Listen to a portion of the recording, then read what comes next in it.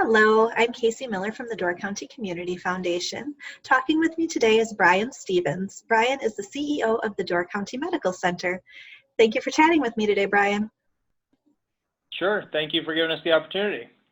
Absolutely. Can you share with us what are some steps the hospital has taken to prepare for the possibility of COVID sweeping the county? Well, we've done a lot of things in the last really 6 weeks. We've really been focused on it, and about 6 weeks ago, we started a hotline and a testing site specifically for residents of Door County who feel like they might have symptoms of coronavirus or COVID-19, and so that's been up and running. Our testing site is right across the street from the main hospital. About the same time, we closed down our dental clinic as it became unsafe to do dental procedures. And so we've been using that space as a testing site, and that's worked really well. We've tested over 200 people throughout the community. Our testing capacity has improved over time to where now we're really able to test anyone with symptoms, anyone who feels like they may have a concern about being exposed to someone who was COVID positive. They call our hotline, we can get them in right away. And depending on their situation, we get our test results back anywhere from 1 hour. Mostly those are patients who are here hospitalized in our hospital. We can get the test results back within an hour it can take up to 5 days, depending on the situation, depending on who we send the test to have it processed. So that was kind of the first thing that we did to try to get organized. The second thing was about a month ago, we started canceling elective procedures and most of our clinic visits as well. And there was really two reasons for that. One was from an infection prevention standpoint.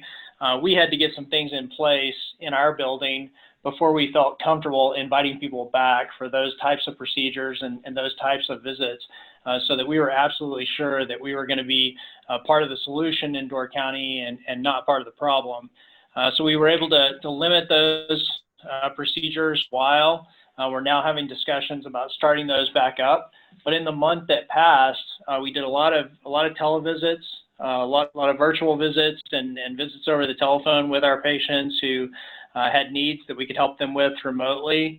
And then also a lot of our staff were redeployed and cross-trained into different areas so that if we were to have a surge of COVID positive patients, we knew we would have waves of staffing available to help care for those patients. So those are some of the first things that we did.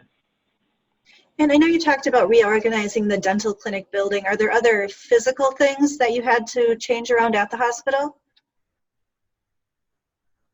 There were, and we're really fortunate because not many facilities have the luxury of having an ICU that we used 10 years ago, had been repurposed for the last 10 years. We had operated our outpatient medical injection service and infusion service out of there. And then more recently, we operated wound care out of that space. But when it became necessary to prepare for treating COVID patients, we vacated that old ICU and essentially in 2 days' time brought it back to life. So created our own isolation unit where COVID patients can be treated separately from the rest of our patient population. Those include negative pressure rooms and ventilators and those sorts of things. So those modifications, like I say, were made in about a 2-day period by our facilities management team. The nursing team that works in that unit was very involved in the design of that space and being able to bring it back to life very quickly. As one of the largest employers in Door County, is PPP an issue for you at this point? Are you having trouble securing that? Personal protective equipment is a problem really worldwide right now for a couple of reasons. One, a lot of the personal protective equipment that we use in healthcare in the United States is manufactured in areas that have been impacted. China is obviously one of those, but it's interesting. I mean, we have some supplies that are manufactured in Italy. And so very early on, that supply chain was disrupted as well as Italy started to deal with their own issues of COVID-19. So certainly it has been a struggle. but we started out in a good place. Our materials management team knew back in January about some of those disruptions and that some of those things were coming. And so we started ordering heavily back in late January. And so really, we've not had a situation where we've run out of personal protective equipment. We've had everything that we need to take care of our employees and our patients. And just now are starting to see some signs of the supply chain that how it could get back to normal. It's not there yet, but starting to see it loosen up a little bit. Brian, is there any financial strain caused by elective surgeries and routine appointments being canceled the past few months? There has been. I'd be lying if I said that there wasn't. We're down to about 40% of our typical revenue. So certainly we're seeing a tremendous amount of lost revenue. Really our expenses, we've been able to cut out some expenses over the last month related to seeing a higher volume of patients, but by and large, we've kept people fully employed because we had work to do. Like I said earlier, we have redeployed nurses and physicians into other areas to be cross-trained so that we could make sure that we were as prepared as we could possibly be.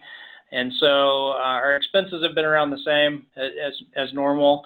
And yes, our revenue has been quite less than what we usually expect. So that has created a bit of financial strain.